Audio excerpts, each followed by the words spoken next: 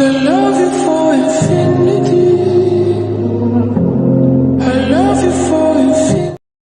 I had to throw that in. I really like that little clip. Yeah, that But was hi, my guys. favorite one. I'm Lois. That's Joe. he's my little sidekick for today, I guess. And Yeah, then we got Lance over here.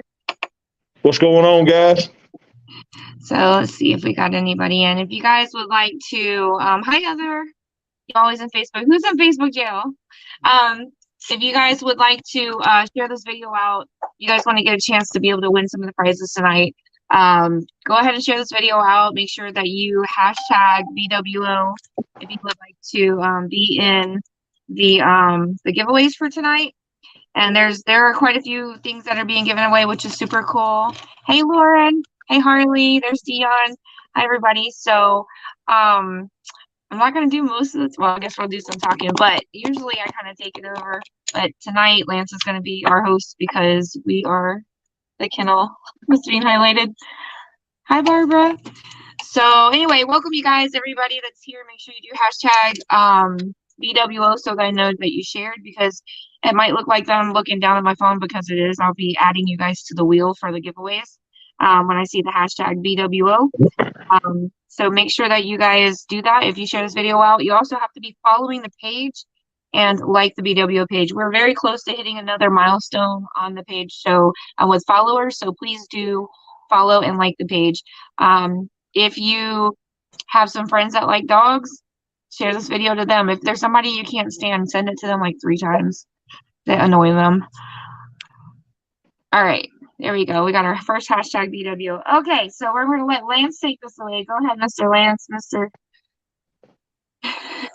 I was trying to find it on the computer so I could see the responses better. But yeah, y'all, this is our 4th episode, Talking Bulls with the BWO. We're highlighting Lois and Joe from J.Ville Bullies in Jacksonville.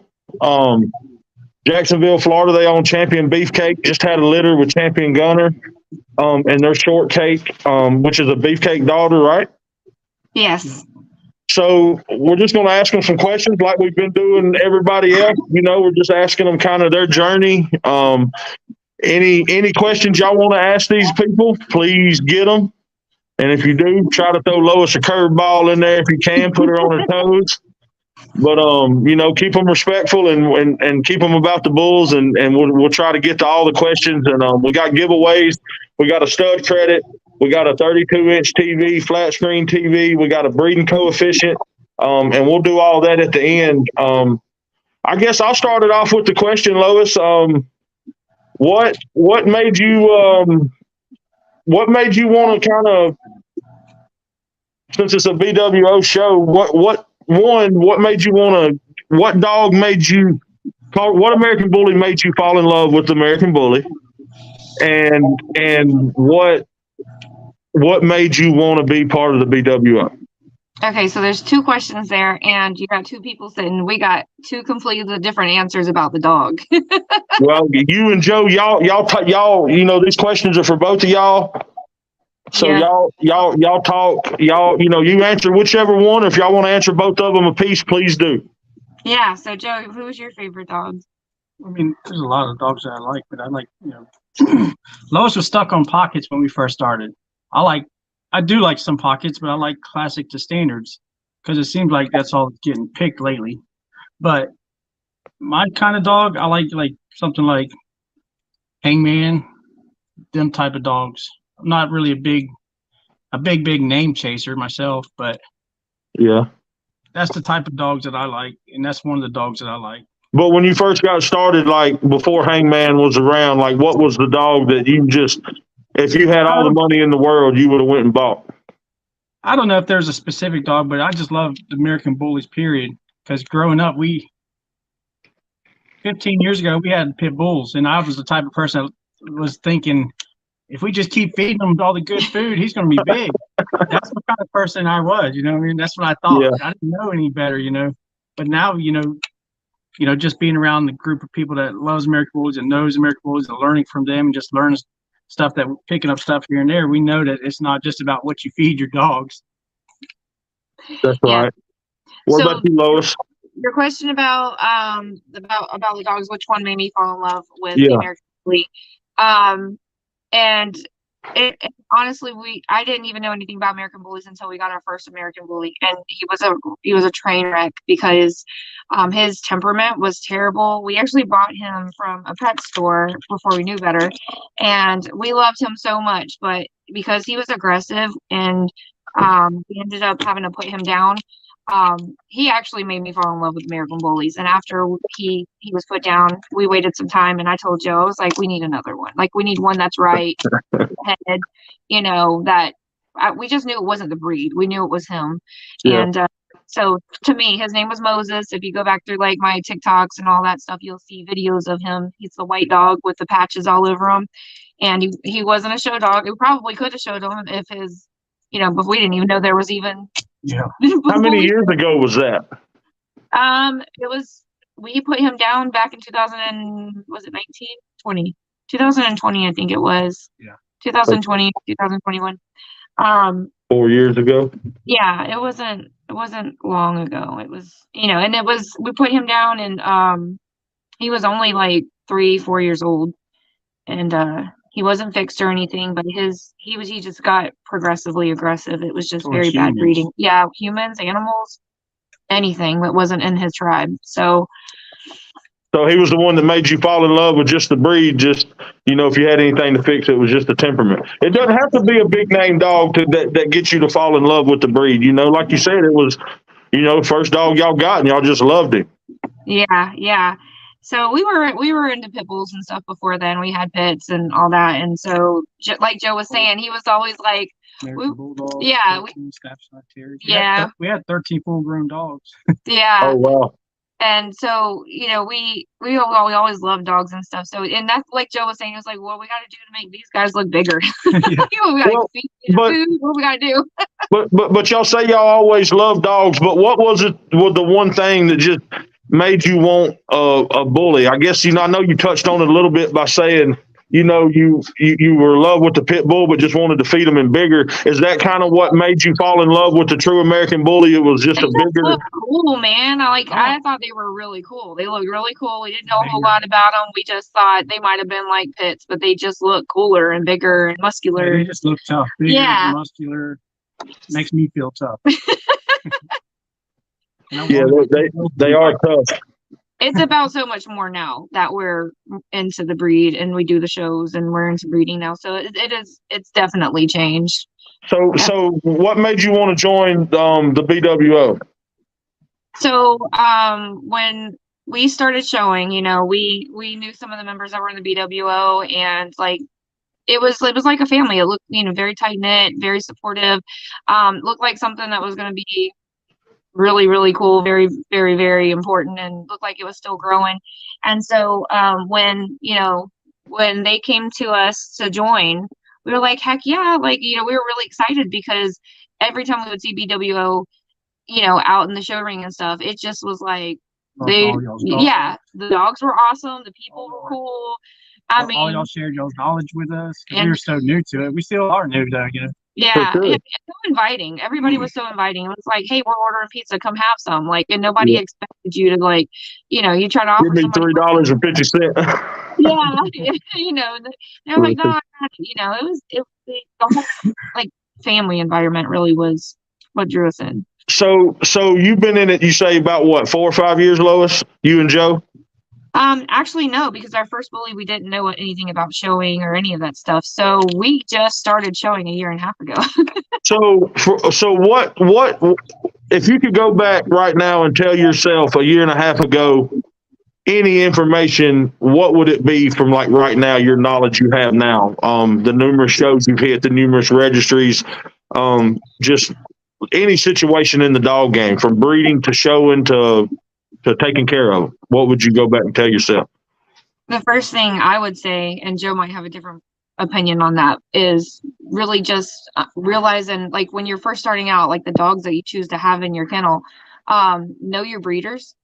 Like the whole situation going back to our very first dog, Moses, like we knew nothing about his kennel. We got him from a pet store. We tried to look up information and could not find anything on his kennel because we wanted to know why he was so crazy, you know? Yeah. Not have that again. So I guess understanding their pedigree and the dogs behind it, like doing your research really. And then when it comes to like breeding, just really understanding what you're going for. So like you don't just take the freest dog you can find or like the closest dog. The closest, that's right. Yeah, like this isn't. I would rather skip a heat than breed 2 dogs because that's what I had. Like that's so different now than what I thought it was going to be when you first start talking about breeding. You know, it's so different now because you want to look for qualities that you really want to lean towards, and I know not everybody does that. There's got to be a purpose behind breedings, and I'm pretty strong about. I'm pretty firm on that. But if I could give common. like show advice, and Joe and I kind of talked about this yesterday, not to be so hard on yourself, because when you first start showing, especially when you first start showing, it's tough when you get criticism. Like you want criticism because you want to know what you can do better. But when you get criticism on your dog that you love so much, you kind of can take that personally sometimes. So like, I feel like you just need to take a step back sometimes and realize that your dog's still maturing, especially if you're showing a younger dog, because we did. That's how we started out. We started out showing puppies. So you give your dog time to mature. It's good to get them in there and get experience, but if they're not winning before they're 12 months, like don't be hard on yourself and don't give up, because I was going to give up. Yep. Yeah, Lois was real hard on herself. What made you not give up? What was the one thing? What was the one thing, Joe? Yeah. My boy. Last year she got hard on herself. You know, we got picked apart as far as, you know, judges just tell you this is wrong, that's wrong, this is wrong. It got to the point to where we went to 5, 6, 7 shows in a row and didn't win nothing and just got turned down. But we kept pushing and kept bringing what we had. That's all we had, you know. We love to go to shows. We love the people. We love the competition. Yeah. But we're pushing to make, you know, bring better dogs for competition, you know. Even now, right? Like even now, like you got better dogs than you started out with, but even now. Oh, we actually have the same dogs. They matured. They just matured. We learned that it takes time. You got to let the dogs take time. We were young. We're still young.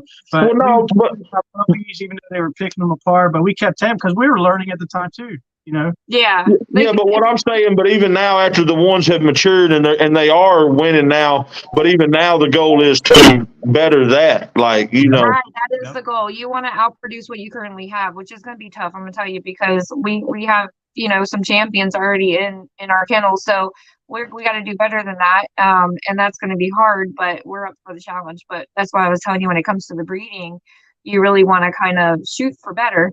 You know, and I'm hoping we did this with this litter that we have now. They'll be 3 months old on June 1st, and so we're gonna start hitting the rings with them, and get them in the environment and all that. So we've already been practicing with them some, and so we're super excited about that. I have quite a few people. I see some in the comments that have my puppies now that are planning to start showing too. So getting our generation out there, productions, is really exciting to us, and I think just having your own productions. Hey, Lois, can I ask you one question? And it's about the podcast. Yeah. How can I find it on the BWO page? I'm on the BWO page, but do I have to click on? Shouldn't it just pop up like if I scroll down? Yeah, it should be there. I was just scrolling down because I was trying to read the comments. I don't know. Joe may have to read the comment. Hold on, let me see. See, because it's just posting. I'm seeing all the damage. That's the first thing that pops up. It's the first post on the BWO page. You might be on the wrong BWO page because I've seen there's like 2. No, I'm the one with. Hold on. I want to be able to read some of these comments. Some of them are on my personal page, and then some of them are coming, and some could be coming from YouTube. I don't see anybody on here from YouTube. It's just Facebook, period, right now. I'm trying to find it. I don't know why. I just sent you the link on Messenger for the BWO page. Yeah, I mean, I got it on my phone, but I was trying to get it on the computer because, you know, I can't see the messages unless I'm on. I have to have 2 devices going. Yeah. Sorry about this, y'all. Damn. Okay. Maybe Joe can just read out some of the. Maybe Joe can just read out some of the questions or something.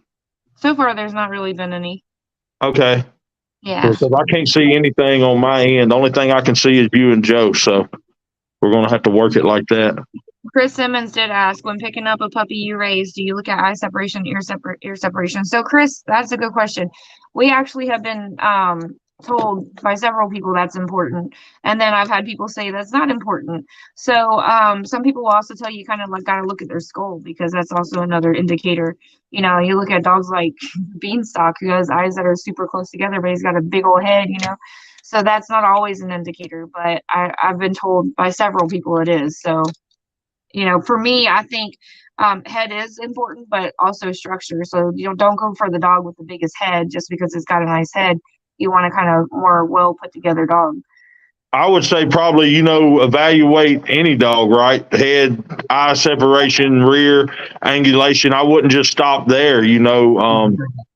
You know, I would definitely, you know, just evaluate the whole dog, you know, and like Lois saying, some things, you know, that some people may be looking for that big head and eye separation, where somebody like me, I'm looking for movement, temperament, and how it's working with me, you know, as a pup, you know, like you said, structure and all that matters too. Where do you see your kennel in, I don't know, let's say 5 years?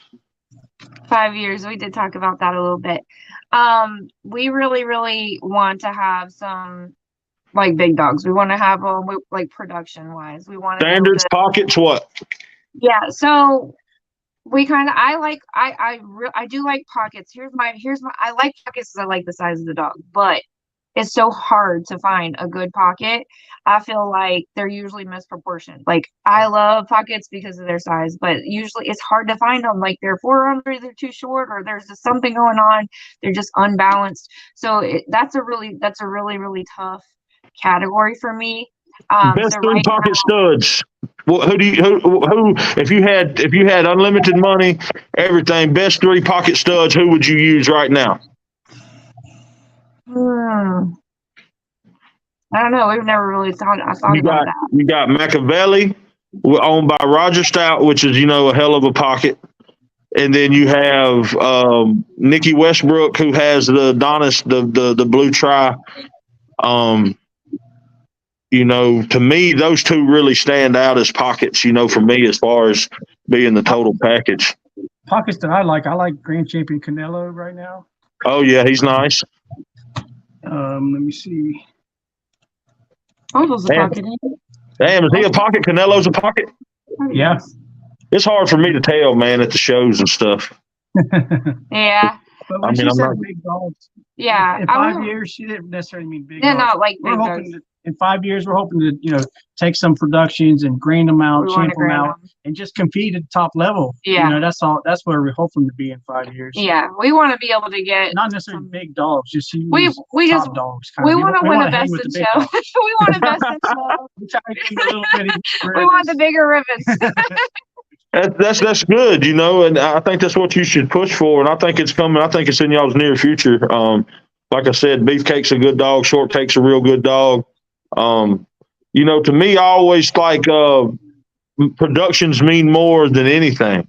So I'm really excited for y'all to get y'all's productions out there.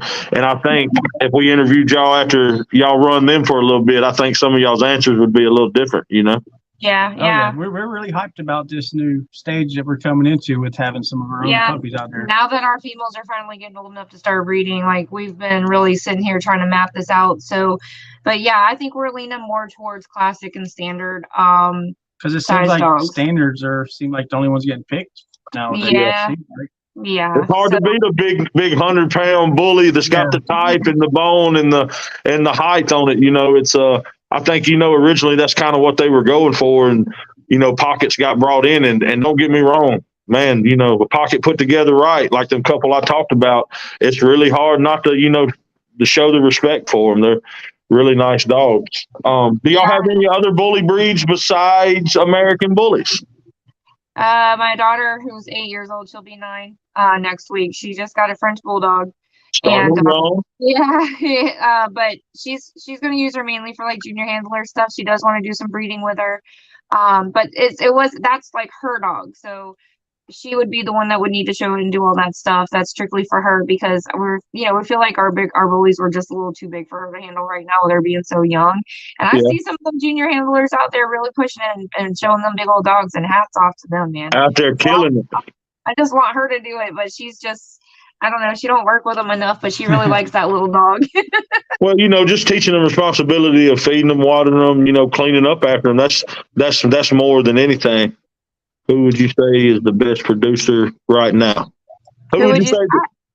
I would have to say Waffle House right now. He's killing it out there with his productions. I really feel like even his grand offsprings, like, his productions are really starting to come out, like we ended up using Gunner ourselves.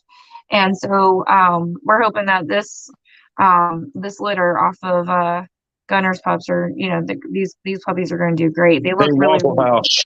I love me some Waffle House. Yeah. He's a great dog. You want to read it? Jenna says, "What's your favorite thing about showing?" I'm super competitive, Jenna. You got that right. Competitive. So I love to learn. I think that's another thing. So I feel like every time I step in the ring, I learn something new. Just not even, I learn stuff from judges. I learn stuff from other people in the ring. I love it when somebody pulls me aside and says, "Hey, I know, notice not you though." She doesn't. Because it has to be somebody that does it themselves. So, but if I say anything like, "Hey, you could do this better," you have a stack for me, she will go off on me. So I want to fight me. But if I go to somebody like, "Hey, can you tell Lois this or say this or something to her?" She'd be like, okay, I'll do this. But it's the same thing I just told them to tell her. But if I said it, she wants to punch me in the throat. Well, that just means she loves you, bro. It's never hurt anybody. It's like right in the neck. The thing is, like, okay, so it's different to say, "Oh, you're doing this wrong," instead of saying, "Hey, I saw you doing this, try that." Like, give me a solution.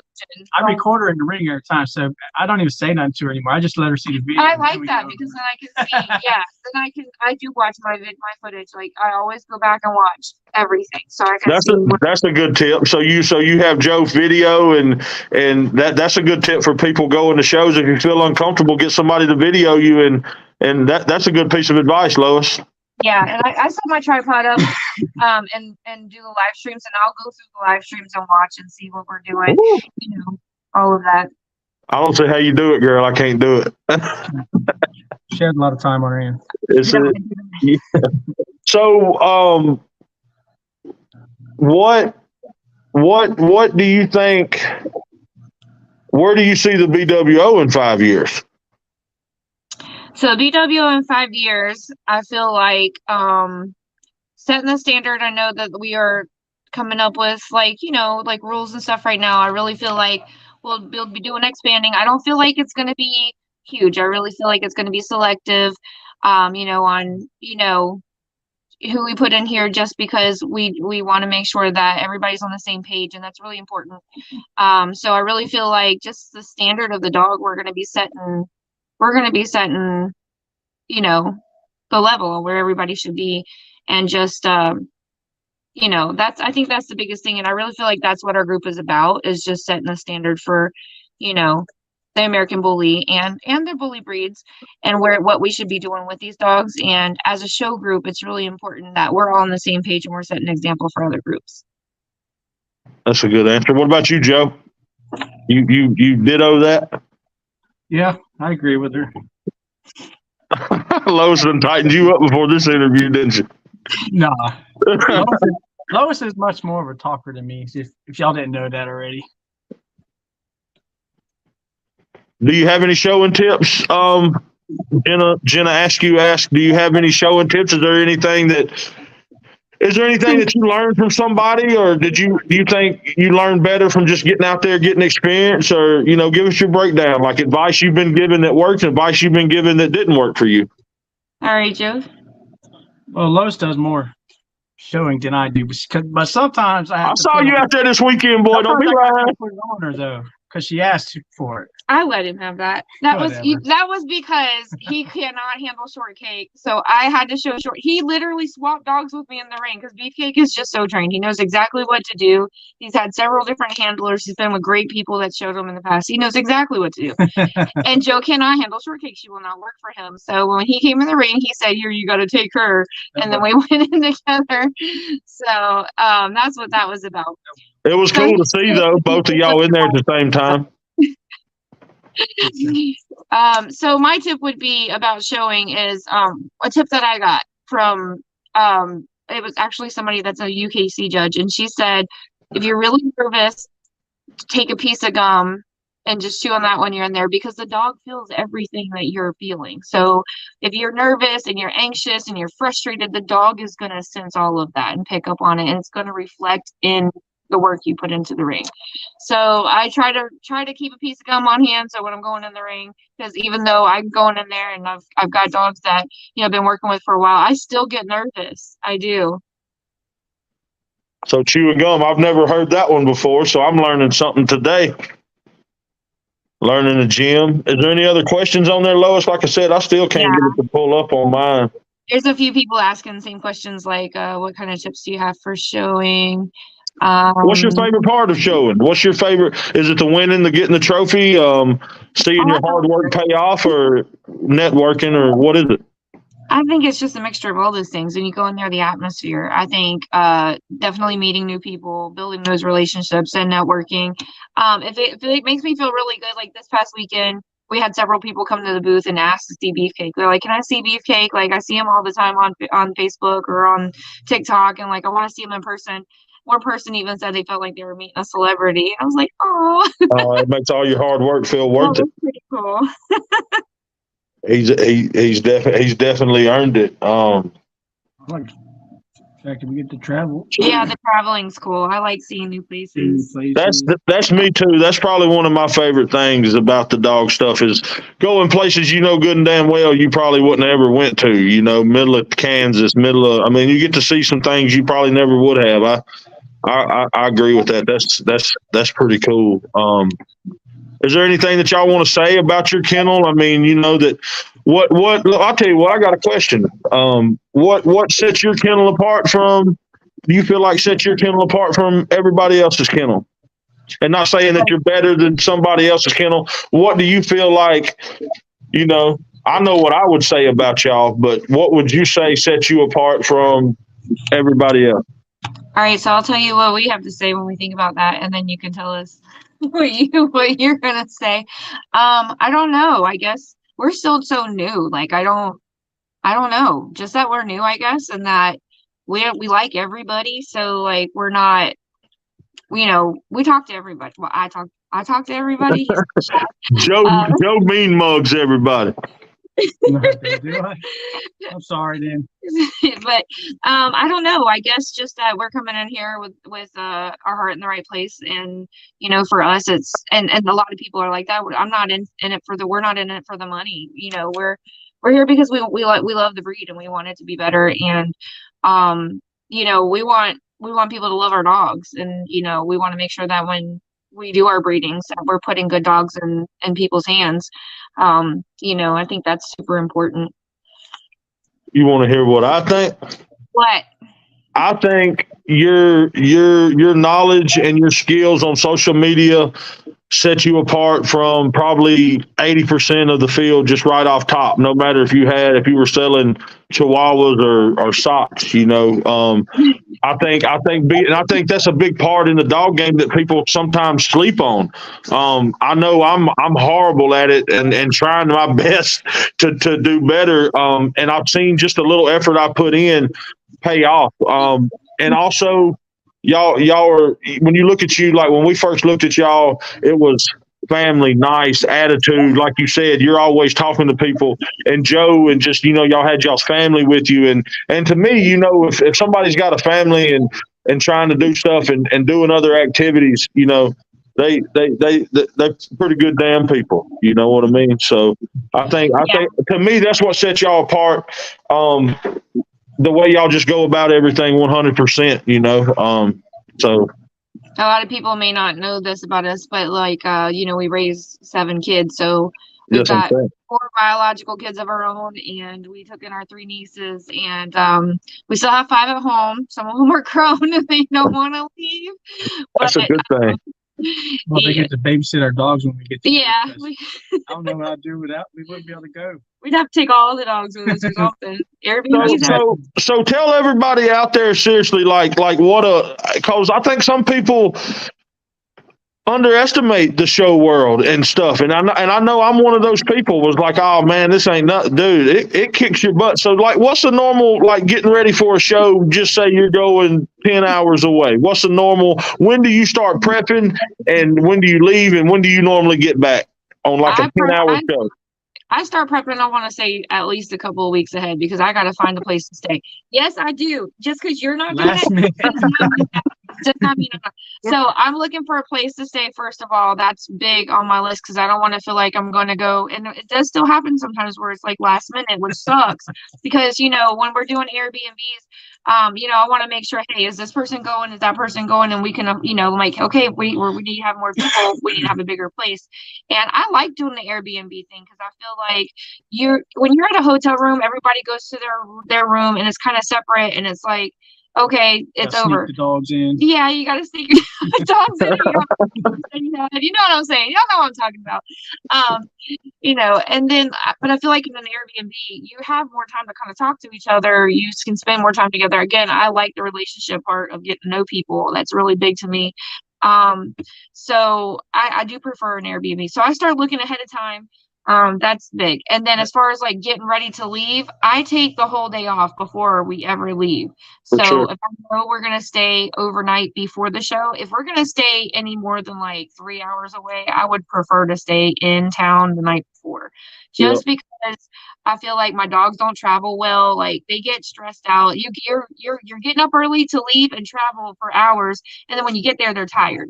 So I feel like going and checking into their Airbnb, let them rest for the night, all of that. I feel like they do so much better the next day.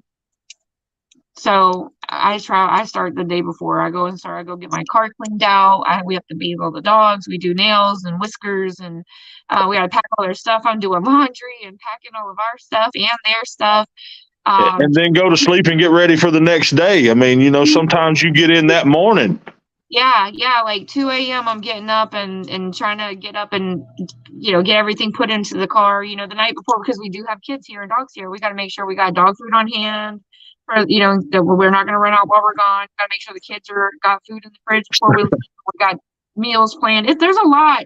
We don't just show up at a show, guys. There's a lot that goes into getting to these shows. What would you say your average you spend on a show weekend? I mean, they're B&B, gas, food, booze, show fees.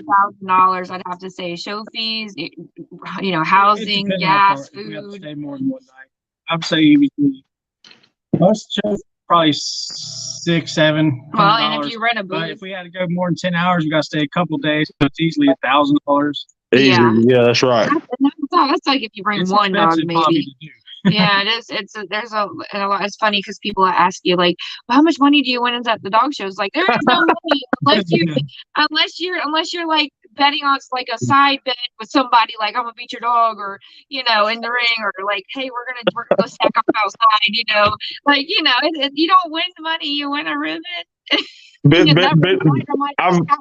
Championship. I've been called a dumbass a long time. A lot of times, people ask me that same question. My cousins and be like, "Damn, you just wasting money, ain't you?" And then Tammy asks, "Are you going to do other breeds?" So that's a really good question. So right now, I'm really just focused on bullies because I'm still learning about them. Like I feel like I'm the type of person I like to finish something before I jump into other stuff. But Joe really wants a shorty bull. Nice. He not just any shorty bull. Like there's a specific one. He really likes Cuda, and he wants a Cuda baby. Nice. So, nice. If we do get another breed, it would be a shorty bull. Nice, good deal. You want to give something away real quick, kind of break it up, or you want to keep going with questions? We'll or questions start? Yeah, we'll keep going, and we'll do because there's still people coming in and sharing. what has been one of your favorite moments as far as showing so far? That's Oh, that's a easy. good one. That would be the moment that I champed out Shortcake. That was the first time. I've only ever done champed a dog twice so far, and it was Shortcake and ABKC. And like I said, you heard us talk about it. Like I almost gave up on her. Like we heard everything you could hear from a judge when it came to her when we would go in the ring, And I was really hard on myself. And I didn't even want to bring her back in. And Joe told me, he's like, nah, she's looking better. Like she's getting more mature. Go bring her in. And I was like, well, we take her. You're going to be showing her. And so Joe brought her in, Joe brought her. He's like, I'll show her. Joe brought her. And of course we get there and he can't work with her because she don't work for nobody but me. And I was like, so I was like, are you serious? And I was so mad that I had to take her in, but I took her in and she got her first major. And after that, it was over with, huh? Yeah, it was. She started doing so good, so good. And then Jerry Blanchard says, did you have a mentor? Yes, I had several mentors, but a few that really stood out to me, I'd have to say our very first people that we met out here in this bully world was Tammy and Rob Conklin. Still family to us. We live right up the street from each other. Anytime we ever needed anything, they're quick to jump in the car and come over if we need them. So they were a really big part in why we're even here and in the BWO. And some other people that really have made a big difference in all of this, I would have to say, is just the BWO family, previous and current.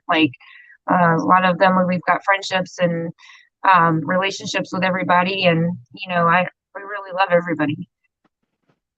Well, that's what it's supposed to be about, a family and growing and you gotta work with who wants to work with you, right? And that's how you build your relationships and you keep moving and you work with people who want to work with you. I'm gonna put in a little piece of information. I've seen y'all grow. I'm so happy with y'all's growth. From the first time y'all started to me, it's night and day difference. Like you said, the confidence level is, you're running out there instead of kind of dreading going out there. It's good to see, man, especially when you start winning and your dogs start maturing. Yeah, it really makes a difference when you're winning, because it really does kind of raise your confidence level a whole lot. But at the same time, if you're going in there and your dog's got a flaw that's really noticeable, you got to there's a dog that's better in the ring, you really kind of need to take a step back and not take offense if your dog doesn't get first place. And I know that sometimes people are really hard on themselves, or they feel like they had a better dog. And I always have to tell myself, the judge had to have seen something that I didn't see. That's just the mentality. I think just getting out there in the ring and people seeing your dog is really big. It's marketing for your dog, and that's really important, is remember that even if you didn't get a first place ribbon, you still got your dog in front of people for them to see. And if you got a good looking dog, sometimes there's just that day another dog looked better than your dog. Not to be so hard on yourself. There's Rianne said, one of my first shows, Lois shoved him at me and was like, eat this, you're freaking out. I did do that. So the tip that I was given about the gum. So Rianne's one of her first shows, I was like, put this in your mouth, your mouth, and kind of focus on that. Put that energy there instead of stressing your dog out. So. Yeah, that's the first time I've heard it. Was tonight. So, like I said, you learn something new every day. Yeah. Corey said, what advice do you have for upcoming kennels that are struggling? It just depends on what they're struggling with, really. One thing that I personally like to do is I like to do a lot of research, and I know you can't really go off at everything that you read on Google. It is not good. I'm the type of person that I'll look at a lot of different things. I'll go to YouTube, I'll go to Google, I'll even go to my bully family and just ask questions. So find a good mentor to guide you, help you, keep you on the right track. Yeah, that's really important, because here's the thing, is if you do network, you have a lot of people you can reach out to. That's what the relationship is so important for, because if you have questions, you can ask somebody, and more often than not, these people have already found the solution to something you've already that you're just now coming across. So it's really important to utilize each other, and I think. I see that on Facebook a lot. A lot of people are like, why don't people like to give out their knowledge and blah, blah, blah, blah. Well, that to me needs to stop because I feel like if we're going to better this breed, we all kind of need to work together. Nice. I finally got it up. Did you find? Lauren says, what made you determine your puppy pick out of your litter? So for me, my very first pick, which was my male, the blue Trindle, it was structure. That was the first thing that I noticed about him was awesome. Like his head's nice, his stop was nice, his bite's nice. Dude is gorgeous. The second thing about him is his temperament. Like he's such a happy little puppy. He looks very social so far. Like he's just a happy little thing. I feel like he's gonna be awesome in the show ring. He looks like he's got confidence when you're stacking him and all that. So that one was and he was the biggest one. So it was like all around, like he was just the best pick out of all the males, period. What's your biggest goal as a breeder? Just to do better. Do better than I've done before, do better than what I've seen before, just pretty much what we've already kind of talked about. Yeah. Just keep moving. Jeffrey says, what was your worst experience so far? My worst, I would have to say, honestly, it's like the hotels. That's why I hate that's why I want to do Airbnbs. I hate hotels. I have some Lowe's got us in some rough spots, make you want to sleep in the car. Yeah, I rated it. I was the one that booked it, and I wanted to sleep in the car. But you can't predict what's going to happen. You can only read reviews or man, Boy, that's one of the worst things ever, man. Especially if you get that nasty bastard for 2 nights. Yeah. Yeah. Don't bring none of my stuff in this place. Hey, don't ever let John pick you room either. Boy, we got some stories, but that's where like the B&B I think is just so much better because you have other you go back from the show and you talk about, hey, what can we do better? What can we do? And I think that's where the just camaraderie and that was one of the biggest things about building the BWO was to make going to shows more comfortable. You got people in areas and stuff. So yeah. Thomas says, would you say patience is key? Yeah, absolutely. Hell yeah. Patience and all kinds of stuff. You gotta have patience with your dog when you're training them. You gotta have patience when you go in the ring if your dog ain't wanting to work with you. You gotta have patience when it comes to raising your dog because you might pick out a puppy and they might look great, and then 2 months down the road that dog looks like trash, and you're like, what am I doing? And then they go into heat and you're like, oh my gosh, this dog looks amazing. Or it could be opposite. You could have a terrible looking puppy, and then in a couple months from down the road, this dog's like winning first place all over the place. So like, you just gotta trust the blood and know, in the process, you gotta kind of trust the process and what's going on. Well, I think one big key, what people miss on shows a lot, and y'all tell me what your input is on this. You could go to 2 or 3 shows and not win nothing. Sometimes it's not that your dog's not meeting the standard. Sometimes it's just there's a dog there that's meeting it just a little bit better. It's not just because you don't win doesn't mean you got shit. Like right. you've got to, but that's where you as a person has to be able to take and grow from that. You have to be able to say, okay, I see the high rear or the cow hawk or whatever. But what if something comes out there and has an underbite, a high rear and a cow hawk? Well, you may win. It's you're going against the standard, but you're also going against whoever freaking shows up that day. I mean, there's a lot of variables that go into shows, man.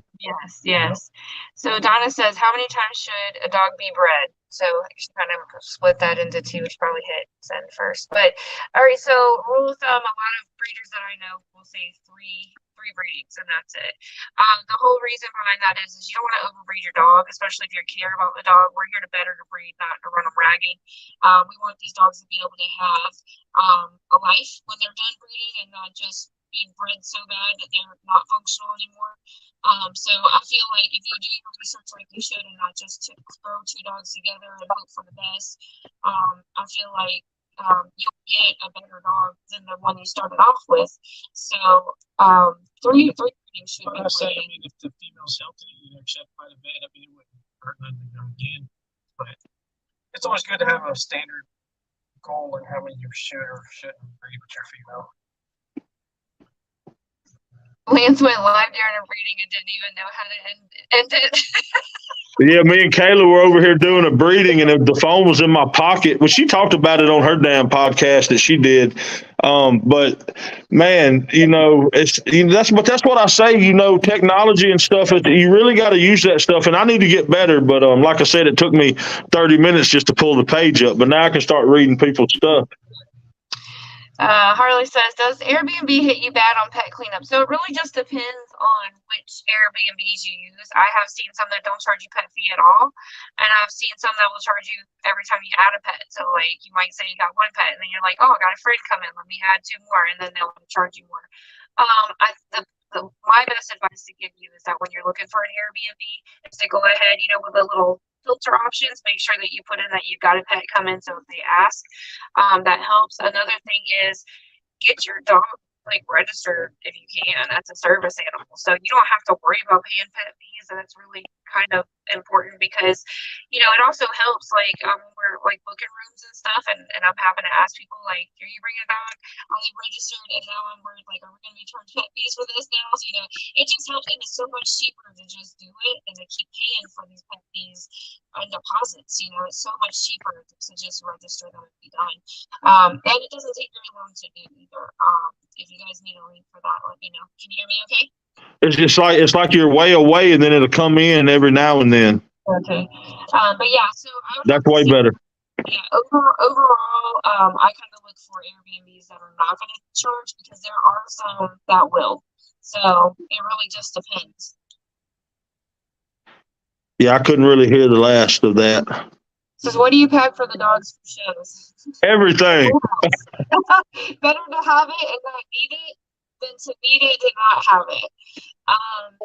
So we always take the nail grinder.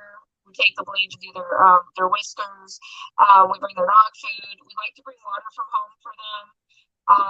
Their dog bowls.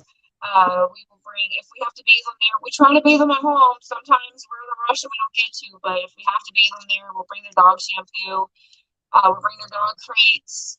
We bring dog snacks in case we gotta bake them in the ring. More often than not, we do. Their leashes, their collars.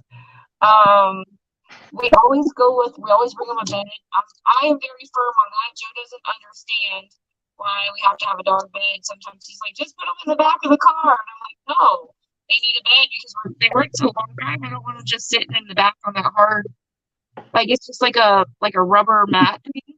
It's hard. I don't want them laying on that. I spoil them. Well, you take care of your dogs, and like you said, the better they travel, the better, less chance of them getting stove up. We're running about an hour. If you want to just say anything that you want to say about your kennel, anything else you kind of want to add or anything. We do have a puppy left from our breeding. If you guys are interested, look, Joe's like, don't sell my puppy. No, listen, we've already keeping 3. We don't want to keep another one. Listen, super nice puppy, y'all. We really want. Why don't you go get her? I want to go get her. Go, my friend. Listen, co-own is an option to a show home. I really don't want to give this puppy to somebody that's not going to show her. This puppy she looks really good. Her structure's great. Her personality's great. Her bite's perfect. She comes from 2 champions. Her bloodlines are fire. There's no reason this dog wouldn't champ out easy. So whoever plans to use her in their program, or you're gonna have a champion mama. So there's no reason you couldn't. So she is available for co-own, or you can just right out buy her. But if you co-own her, just know there's still money involved, and you're going to be on a contract. You have to show her, and we'll be splitting the first breeding. Does the puppy cuddle? She sure does. This just no Joe. Okay, hold on. We're going to show you guys. What's up, Wade? All right. I need a mama. Oh, okay, hold on. Let's see. Turn you around. Let me see that baby. Let me see that baby. She's like, save me. Save me. And you said she's Trindle, right? No, not this one. Okay. Okay. She's just blue. Look, she's like, what do you want? She probably was asleep. We've already been, she's been microchipped.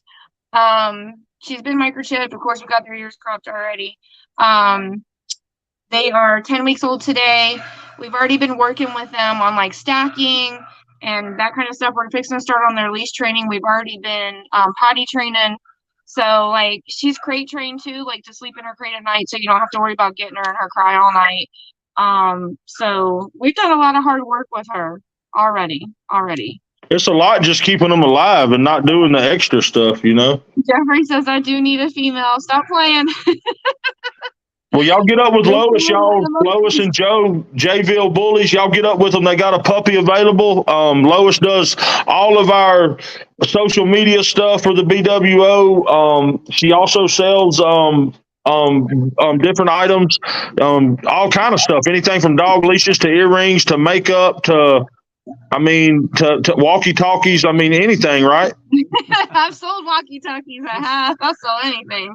That's what I'm saying. So she's got her own business. Y'all go check her out. Like you said, she's an open book. If y'all ever see her at a show, they'll have their BWO stuff on, and they'll have some nice dogs with them. And y'all be sure to go check them out. And see what's going on. Is there anything else you want to add, Lois? I'm not trying to cut you off short or anything. This is your day, so. Yeah, I don't know. I guess that's pretty much it. I've looked through a few of them. I mean, like you said, a lot of people are asking kind of the same things, and just kind of a little different. Let's see.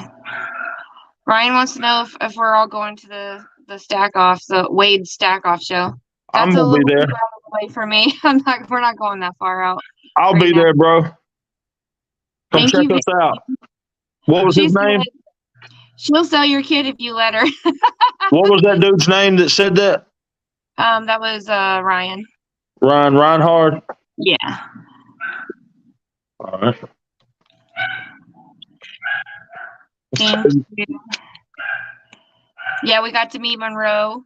We did thanks, Wade. We did meet Monroe, and Joe got to show his dog. Oop, did we remove Lance from where did Lance go? All right. So I guess unless you guys can think of some other questions, I'm gonna go ahead and we are going to tell your husband he is okay too. All right, so where is Lance? There he is. Okay. Sorry, guys. You're good. All right, so we're gonna go ahead and do one of the giveaways. So it looks like I have everybody on the wheel. Yeah, so first thing we got if you guys got a link from me to join because you're giving something away, go ahead and click on that and we will we can add you there. But we've got Jerry, we got Jerry James. Where did it go? Jerry James is here. We're gonna add him in. So Jerry James is super cool. If you guys have not met him yet or found him on social media, please follow him. He's from Deltown Bullies. Let me show you his logo. That's his logo. So if you guys see him out and about, just follow him on Facebook. He is donating a COI analysis, and will you kind of tell them what that is? What a COI is? Yeah, the coefficient of inbreeding analysis is basically it's a 10-generation analysis that I do for people to help them show how the inbreeding coefficient of their dogs or potential matings that they may be planning on if they're planning on doing a breeding. Matter of fact, on my page, I just posted an article that one of my friends also posted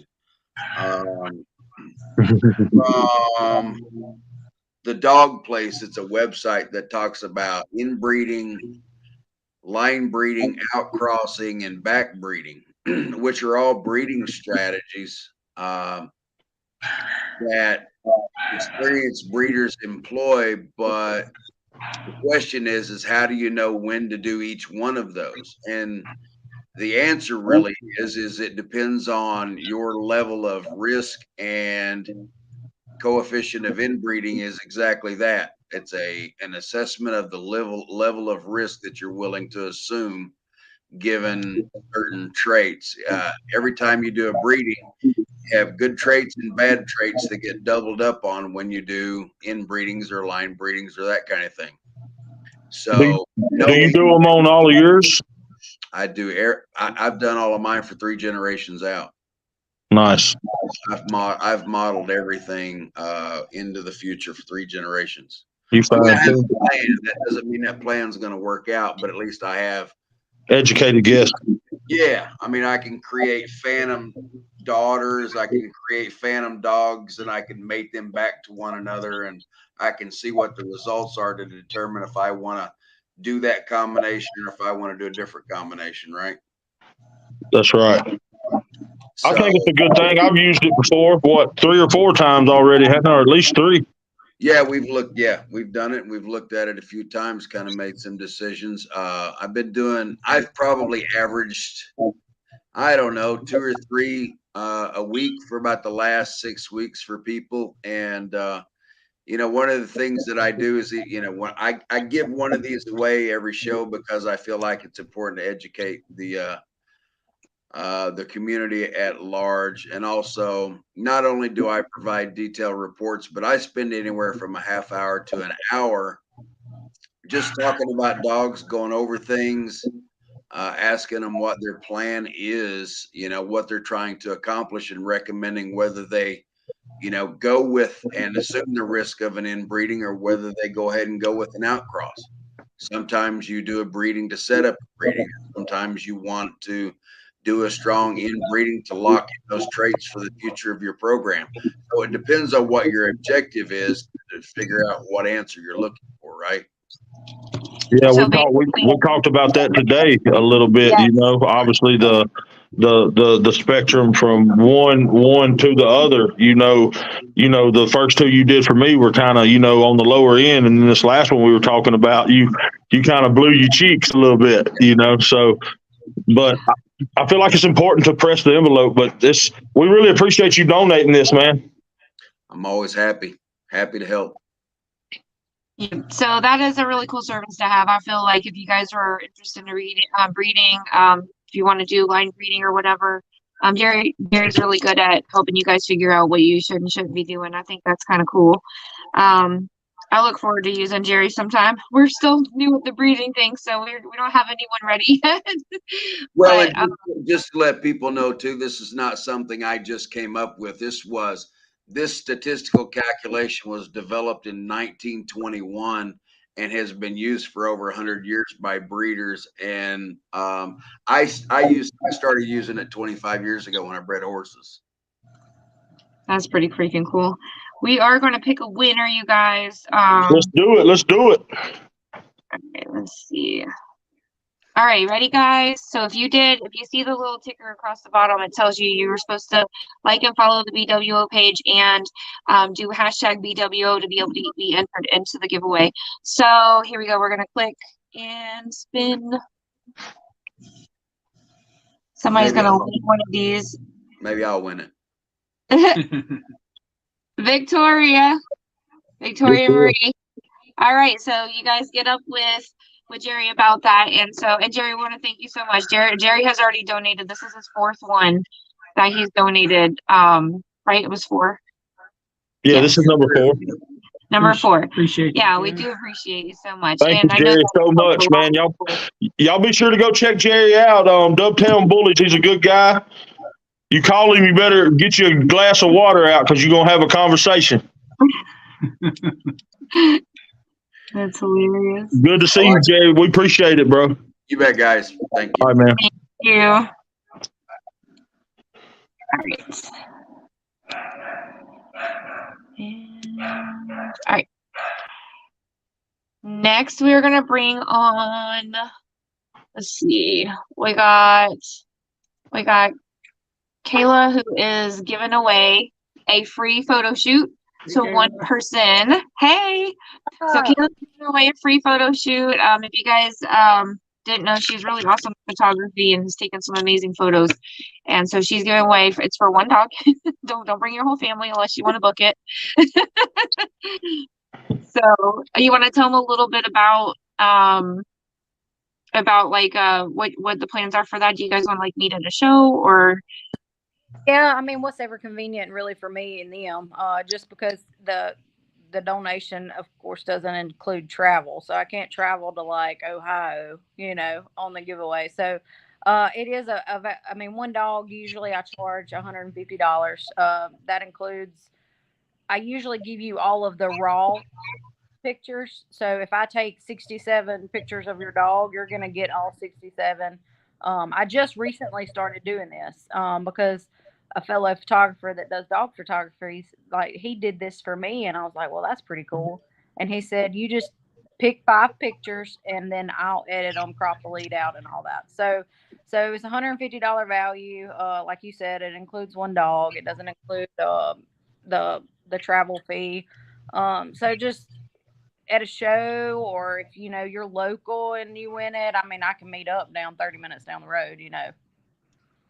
She's taking most of my pictures. If y'all want any examples, y'all can pretty much go and pull up anything on my page. I mean, there's probably very few that she's not taking of my dogs. So most of John Wayne's the one that I share for sure.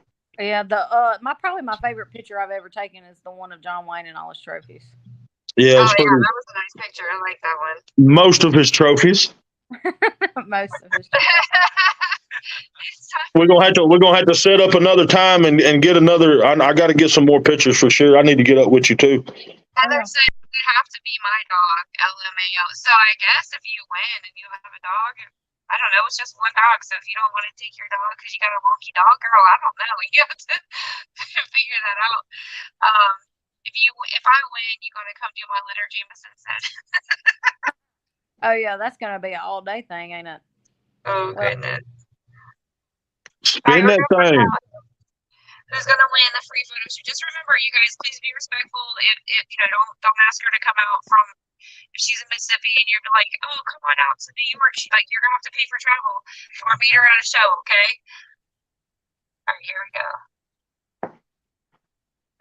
Let's see what's that. Ryan and his 5 million hashtag BWO. You're keeping our tag on.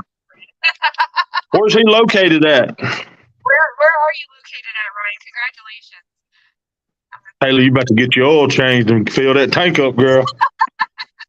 I just got my oil changed last week. Make sure, Ryan, that you get with Miss Kayla about this photo shoot, okay? All right, let's see who else. Lucas, I gotta add Lucas on here.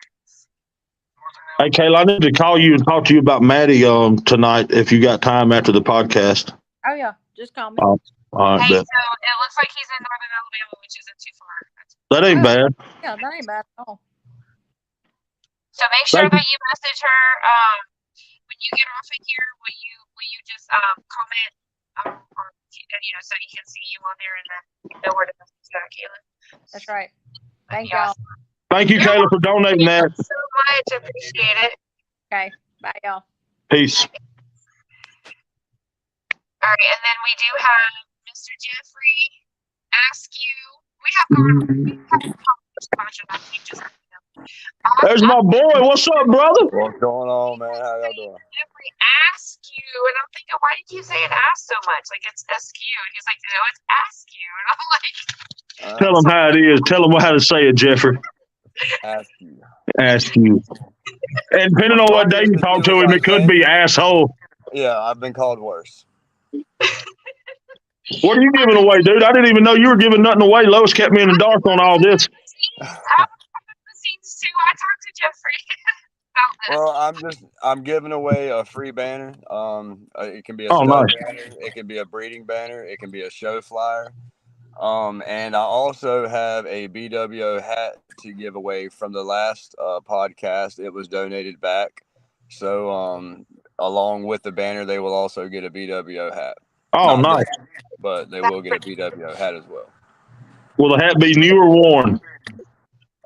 It depends on which one they want. They're gonna have to pay me some money if they want this one. He will sign it for an extra $5. Yeah. That's it. Well, I'm just trying to get my man a pack of cigarettes, you know? No, I don't smoke no more now. No, I'm just playing, man. That's about all you can get with $5. Hell, not even that anymore. Not anymore. All right, let's see who's gonna win this one. Boom, right, so 3 giveaways. Is that how we're doing it? Or you want to do 2 separate ones? No, he's giving it to one person, right? Yeah, whoever, yeah. All right, let's see who that is. BWO, baby. Lucas Nice. Region. Congratulations, All right. Lucas. Get on up with Mr. Jeffrey about that. He's going to give you one free banner. Send him a message with your Also, address and stuff. BWO hat. Yeah, I couldn't find mine. It's in a truck somewhere. But I got it, baby. Yes, Awesome. sir. Okay. So you're going to get a BWO hat and a free banner. It could be stud banner, breeding banner, right? Or show banner. And what do you normally charge for that? Well, the stud banners or the dam banners, they usually go for $25. The breeding banners go for anywhere from $35 to $50. It depends if they want the pedigree, like the generations behind it. So And look, if y'all don't win, y'all get up with him. $25, y'all. That's pretty damn cheap, man. Yeah. Either way you look at it, you're getting a hat and you're getting a banner. You're getting, $40 to $50. Lucas, you're gonna get what Jeffrey asked you. And so when you get off here, Jeffrey, will you just comment so Lucas can send you a friend request? Absolutely. But yeah, so he's been doing them. I know a lot of people have been using Jeffrey for the banners. So if you guys need one done, a lot of times I've seen that he's even done turn around the same day. So he can get them quickly. Yeah, absolutely. I actually just did one for somebody in an hour and a half. So if you really need one done, usually I can get it done for you pretty quick. I'm going to get with you this weekend on what we talked about, bro. I got a package. I got a bunch of shit coming up. Just let me know, man. All right, bro. Thank you, Jeff. Appreciate it. Yes, sir.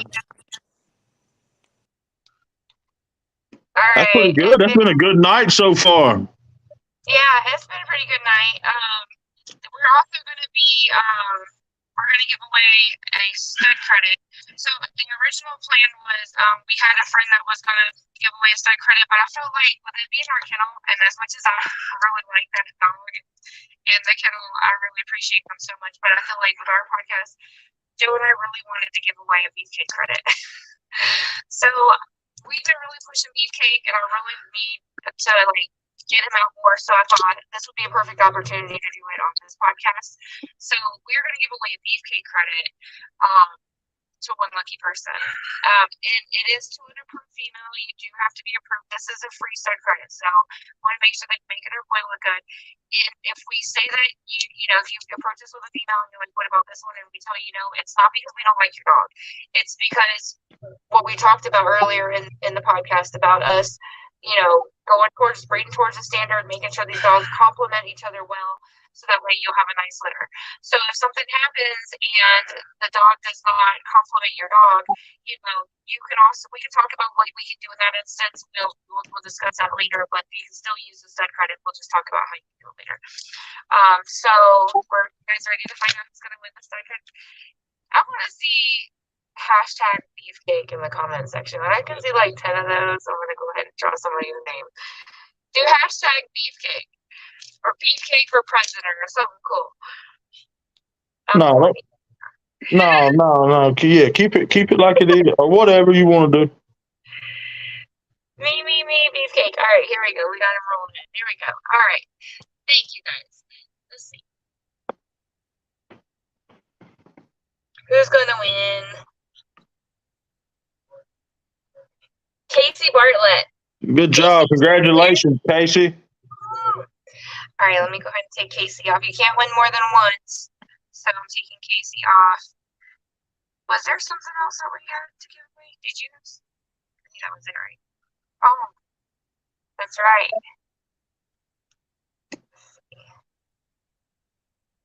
Congratulations. All right.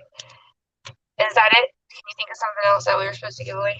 Yeah, I mean, we can do the TV or we can push it off to the other thing. I mean, it was a pretty good giveaway. I mean, that's up to you, though. I mean, I'm good with it, but I mean, we need stuff for the next month, too. I wrote Casey Bartlett. It's Katie Bartlett. I'm sorry, Katie. That's what I was thinking, but I didn't want to say nothing. I was like, man, that's, shit. You should say it. You never mess up, Lois. You never mess up. It's probably auto-correction. That's because, I talked to Casey, Trent's wife a lot. She's already pretty much in my autocorrect. So, yeah, pretty sure autocorrected.